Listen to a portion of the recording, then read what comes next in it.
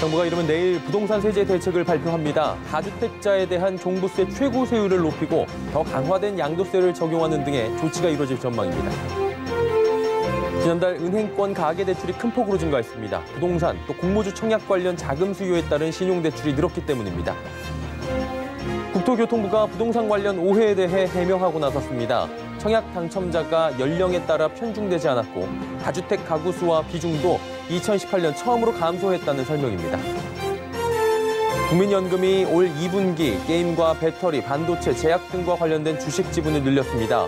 반면 카카오 등 코로나 특수를 누린 일부 비대면 산업 관련 종목은 지분을 줄여 차익 실현한 것으로 보입니다. 센 경제라이브 시작합니다.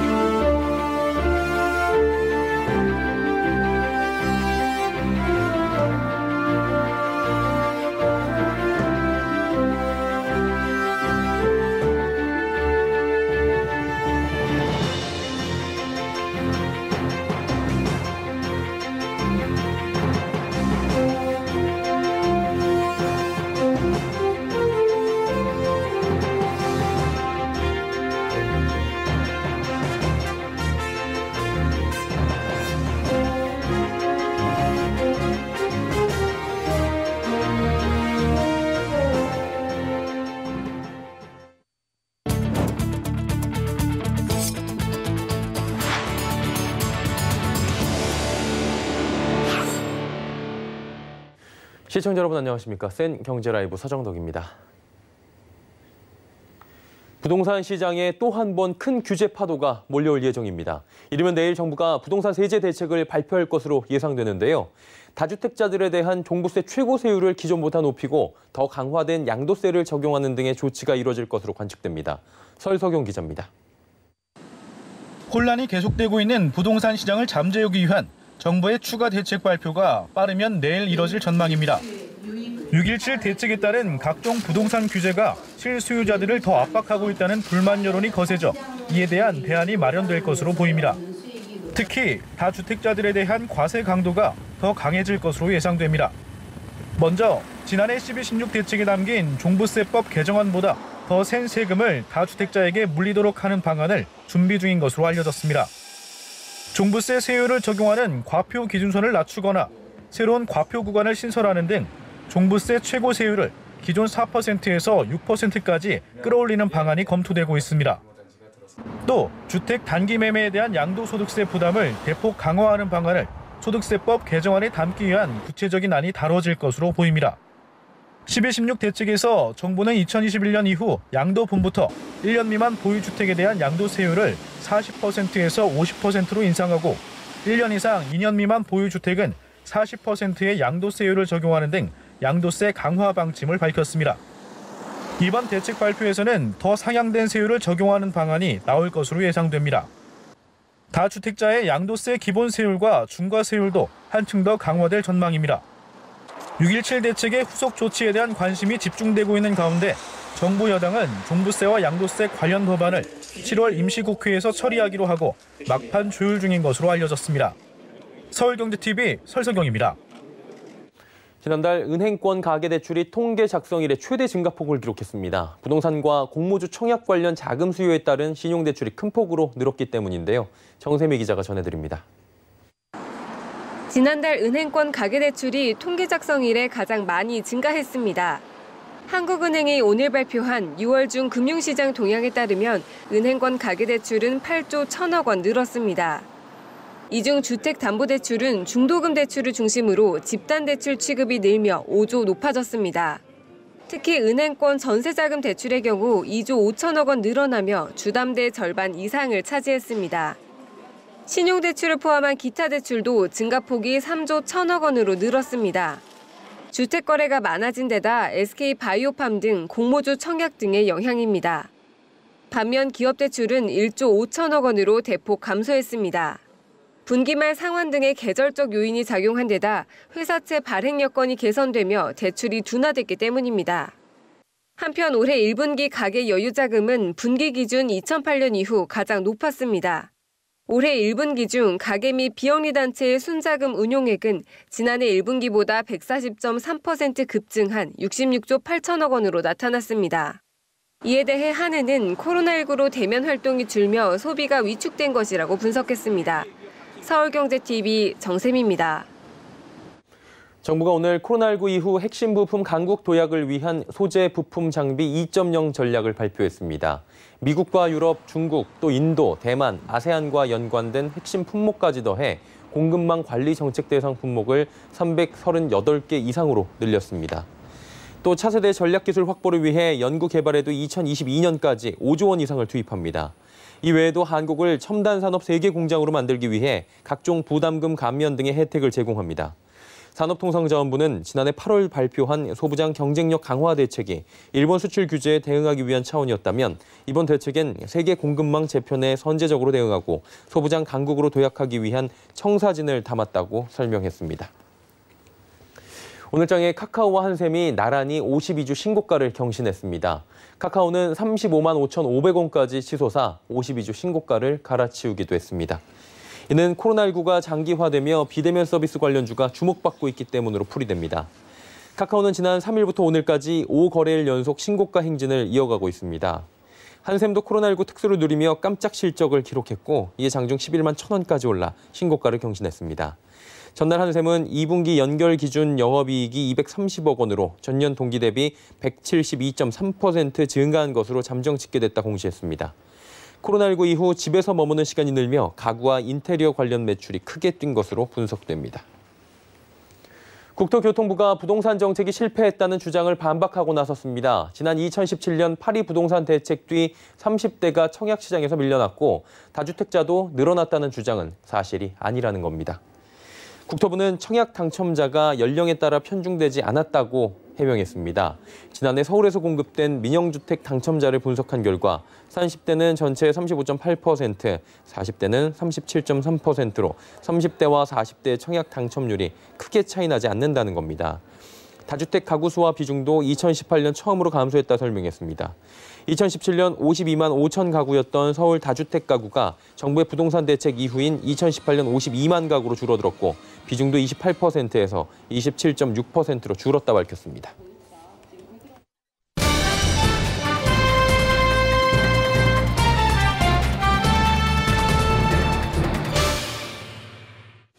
정부와 여당이 이르면 내일 다주택자의 종합부동산세 실효세율을 강화하는 내용의 부동산 세제 대책을 내놓을 예정이죠.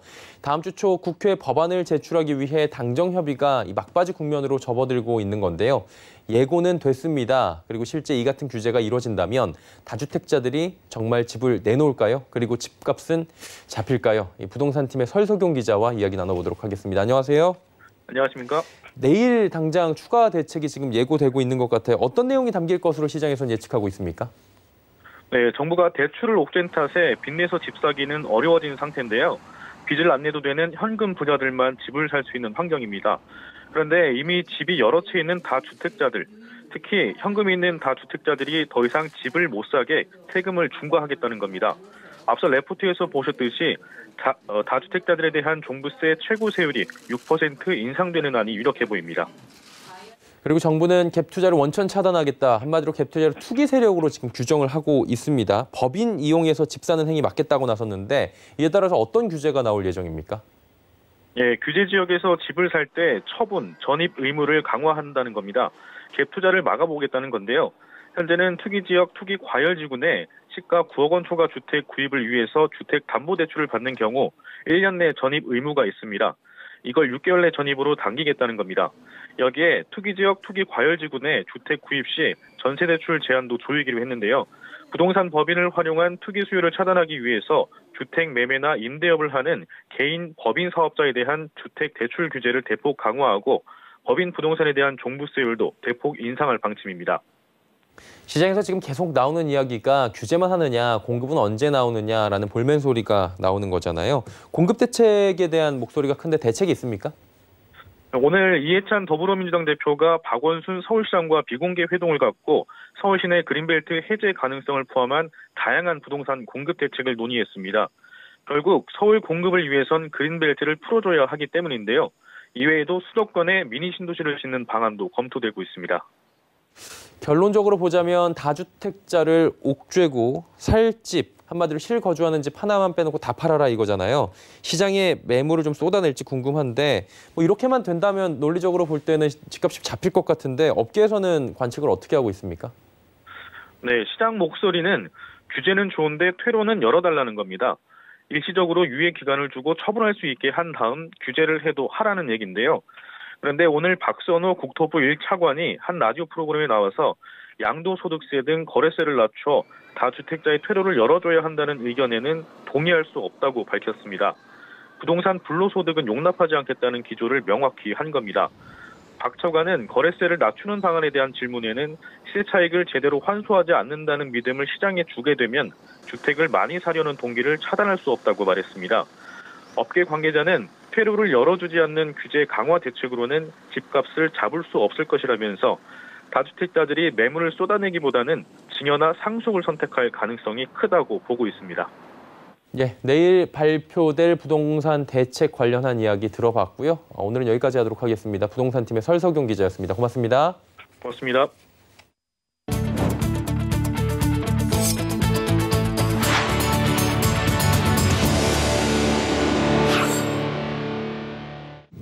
올 상반기 이건희 삼성 회장이 보유한 주식 재산이 1조 7천억 원 줄어든 것으로 집계됐습니다. 한국 CXO 연구소가 발표한 자료에 따르면 50대 그룹 총수 52명 중 39명이 보유한 주식 평가액은 지난 반년 동안 1.9%가 감소했습니다. 상장사 주식을 보유한 39명 중 13명의 주식 재산은 증가한 반면 26명은 줄어들었습니다. 주식 평가액이 가장 많이 늘어난 총수는 서정진 셀트리온 회장으로 서 회장의 주식은 2조 7천억 원에서 5조 8천억 원으로 3조 원이 넘게 늘어났습니다. 이어 조원태 한진그룹 회장, 김범수 카카오 회장, 김익래 다우키움 회장 등의 순으로 주식 재산이 늘어났습니다. 국민연금의 올 2분기 주식 투자처의 키워드는 제약바이오, 소부장인 것으로 나타났습니다. 금융정보업체 FN가이드에 따르면 국민연금은 올 2분기에 게임과 배터리, 반도체, 제약 등과 관련된 주식 지분을 늘린 것으로 나타났습니다. 특히 반도체 관련 장비 업종 중에서는 소부장 기업으로 꼽히는 원익 QNC와 유니테스트 등의 기업 지분이 늘어났습니다. 반면 카카오와 NC소프트 등 비대면 산업 관련 일부 종목들의 국민연금 지분은 줄어들었습니다. 해당 종목들이 코로나19 여파로 주가가 급등했다는 점에서 국민연금이 일부 차익을 실현한 것으로 추정됩니다. 둔촌주공 재건축 조합이 다시 주택도시보증공사 분양가 2,978만 원으로 일반 분양을 추진한다는 소식입니다. 조합이 어제 오늘로 예정된 총회를 취소하며 업계에선 이 둔촌주공이 분양가 상한제를 피하기 어려울 것이라는 전망이 나왔는데요. 이 예상을 뒤집고 이 조합은 총회 없이 일반 분양을 추진하겠다는 계획입니다. 또 이 사실을 알게 된 조합원 모임은 크게 반발하고 긴급 집회를 열었다고 합니다. 지혜진 기자가 그 현장에 다녀왔습니다. 서울 강동구 둔촌주공 재건축 조합원들은 오늘 오후 둔촌덕역 앞에서 조합에 항의하는 집회를 열었습니다. 조합장은 사퇴했지만 조합이 관리처분 변경안을 먼저 처리하지 않고 조건부로 일반 분양 승인을 받는다는 계획이 밝혀졌기 때문입니다.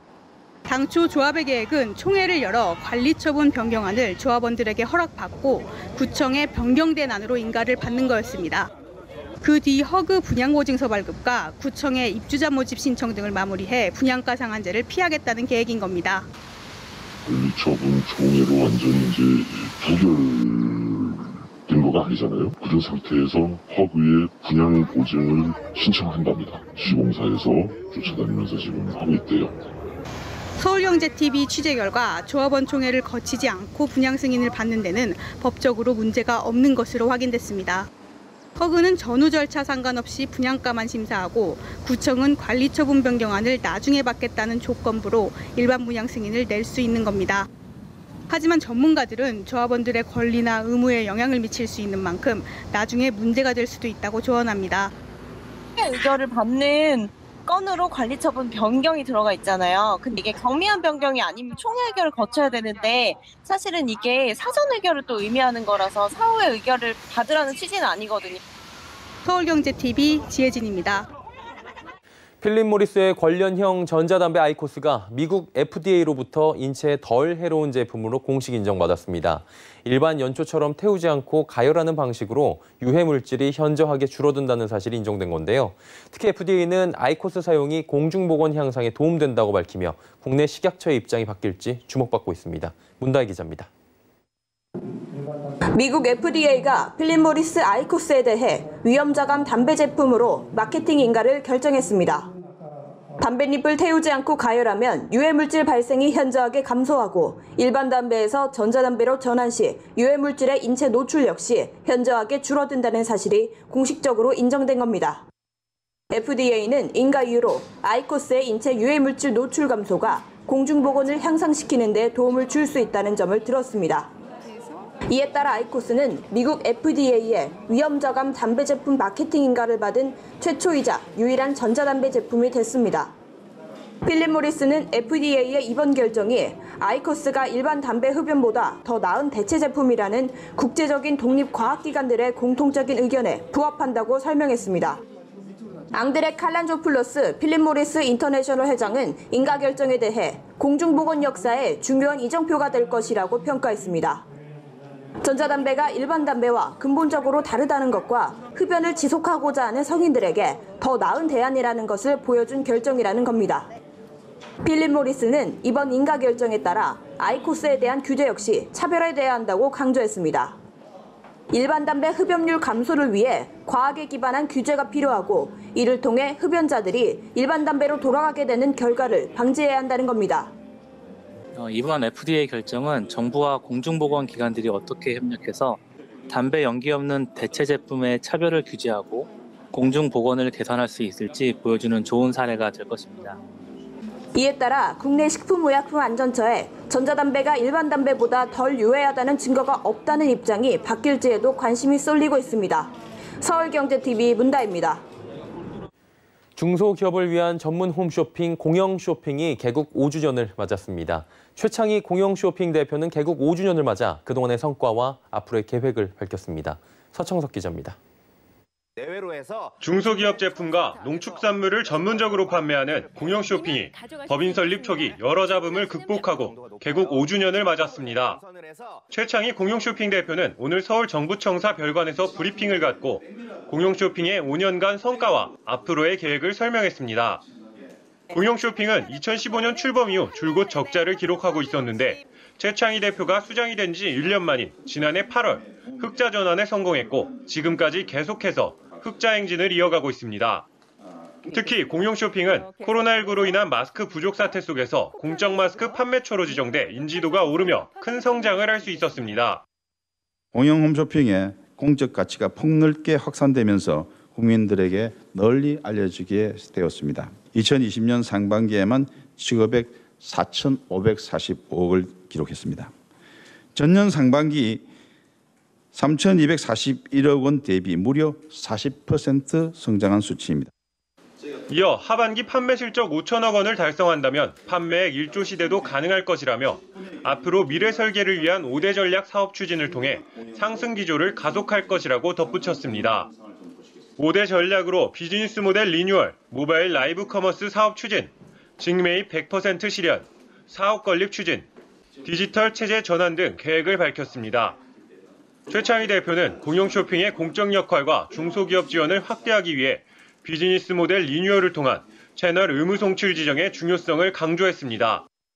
지속 가능한 공영쇼핑의 미래를 위해서는 판매 수수료, 송출 수수료 현실화가 반드시 필요합니다. 의무 송출 채널로 지정된다면 판매 수수료를 대폭 인하할 수 있습니다. 이것은 곧바로 중소기업 지원 확대로 이어질 수 있습니다.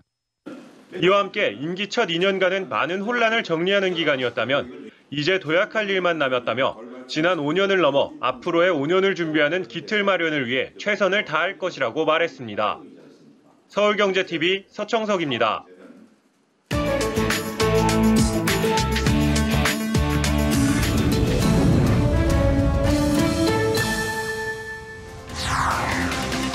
하늘로 떠오른 거대한 풍선.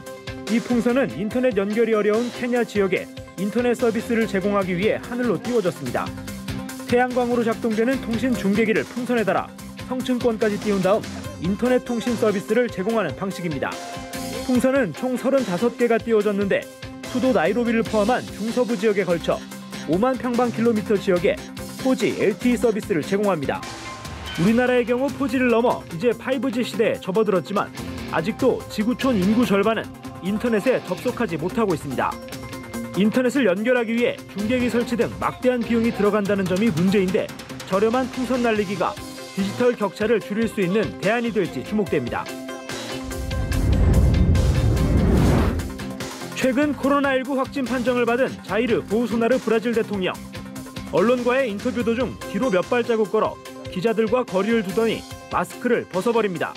브라질 언론협회가 보우소나르 대통령의 이런 행동이 취재진을 위험에 빠뜨릴 수 있는 범죄 행위라며 즉각 반발하고 나섰습니다. 언론협회는 보우소나르 대통령은 다른 사람의 생명을 위협할 수 있는 범죄 행위를 계속하고 있다면서 이날도 의료진의 권고를 무시하고 취재진과 가까운 거리에서 기자회견을 했고 중간에 마스크를 벗는 행동을 서슴지 않았다고 지적했습니다. 이어 연방대법원에 대통령을 고발할 계획도 밝혔습니다. 언론협회는 보우소나르 대통령이 심각한 질병을 전염시킬 수 있는 행위와 타인의 생명과 건강을 위협하는 행위를 금지하도록 규정한 형법의 2개 조항을 위반한 것으로 보고 있습니다. 태국 정부는 원숭이 학대 논란으로 영국에서 태국산 코코넛 불매운동이 일어나자 산업적인 규모의 코코넛을 모으기 위해 원숭이를 사용하지 않는다고 주장했습니다. 앞서 국제동물보호단체 페타 아시아 지부는 태국 8개 농장을 방문해 코코넛을 따는 원숭이들이 학대받고 착취당하는 장면을 목격했다면서 보고서와 동영상을 공개했습니다. 태국 농림부 차관은 로이터 통신과의 인터뷰에서 매년 100만 톤의 코코넛을 수출하기 때문에 전체 숲에 있는 원숭이들조차 이 산업에 충분하지 않을 것이라며 코코넛 100만 톤에 얼마나 많은 원숭이가 필요한지 생각해보라고 말했습니다. 이번 페타의 폭로로 불매운동이 확산할 조짐을 보이자 태국 정부는 원숭이들을 학대하거나 착취하지 않았다면서 외교단을 초청해 직접 실상을 확인하게 할 계획도 세우고 있습니다. 벨기에에서 나무에 매달린 눈물방울 모양의 텐트에서 하룻밤을 보내는 새로운 캠핑 체험이 인기를 끌고 있습니다. 네덜란드 예술가 드레 와페나르가 구현한 이 나무 텐트는 설치 예술로 간주돼 뉴욕과 유럽 전역에 전시돼 있습니다. 벨기에에는 2011년부터 이 나무 텐트가 설치됐는데 도시관광청에 따르면 올해 텐트 예약이 예년에 비해 대폭 증가했습니다. 코로나19 대유행의 영향으로 외국보다 벨기에에서 휴가를 즐기라는 정부의 지침에 따라 유명 휴양지 대신 이색 체험을 찾는 수요가 많아진 탓으로 풀이됩니다. 이 나무 텐트의 이용요금은 하룻밤에 70유로, 우리 돈으로 약 9만 5천 원이며 텐트에는 2사람이 잠을 자고 욕실과 바베큐를 즐길 수 있습니다. 평소였으면 사람이 걸어 다녔을 길에 배가 떠다닙니다. 중국 남부 지역에 한 달 넘게 폭우가 쏟아지면서 침수된 주택에 발이 묶인 사람들을 구조대가 배를 이용해 대피시키고 있습니다. 도로에는 물이 1.6m 높이까지 차올랐고 학교 기숙사에 있던 대입 수험생 약 600명이 고립돼 시험이 지연되기도 했습니다. 경찰은 고무보트와 여러 대의 건설 중장비까지 동원해 5시간에 걸쳐 수험생 모두를 시험장까지 이동시켰습니다. 수해 지역에는 24시간 인력이 투입되고 있으며 5억 4,100만 세제곱미터에 달하는 양수장을 홍수 배수용으로 풀가동 중입니다. 중국 응급관리부는 후베이성과 안후이성에서 국가 4급 재난 비상 대응 조치를 가동하고 중앙재난지원자금 6억 1,500만 위안, 우리 돈으로 약 1,000억 원을 내려보냈습니다. 코로나19 여파로 무관중 경기를 하고 있는 일본 프로야구장에 팬들을 대신해 로봇 치어리더가 동원됐습니다. 일본 프로야구팀 소프트뱅크 호크스는 지난 7일 라쿠텐 이글스와의 경기를 앞두고 20개의 로봇 응원단에 댄스를 선보였습니다. 일본 프로야구는 코로나19 대유행으로 인해 예년보다 3개월 늦게 무관중 경기로 시작됐습니다. 하지만 28일부터는 제한 완화로 경기장에 최대 5,000명까지 관람을 허용할 예정입니다. 이 로봇 응원단은 이때까지 프로야구 경기에 동원돼 치어리더 역할을 수행하며 현장의 허전함을 달래줄 예정입니다.